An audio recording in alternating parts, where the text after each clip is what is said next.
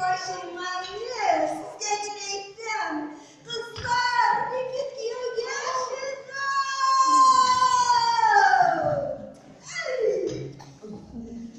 İki iş vakiliydi bu. Kıvalar kesin.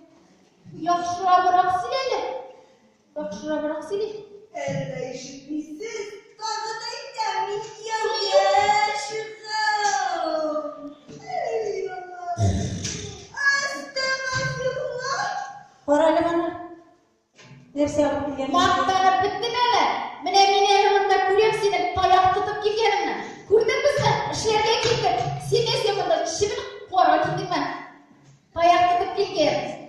Kızlar, bu göğeci bu mehetinden başlarım bütünley mutalak etken. Oğaşım tek sene burnuna oğam bir toya.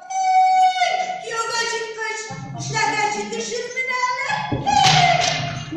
Yani ağzını başım Işkı gel, iyi. İstemez de. İşlerimizde Ellerdi gidiyor aşkım geçtiğinde günler tapıydınız itti. Var gidildi. Ay Kur'an bittiğinde ağzınızdan sular gidiyor. Biz gene vur verin. Biz gene vur verin.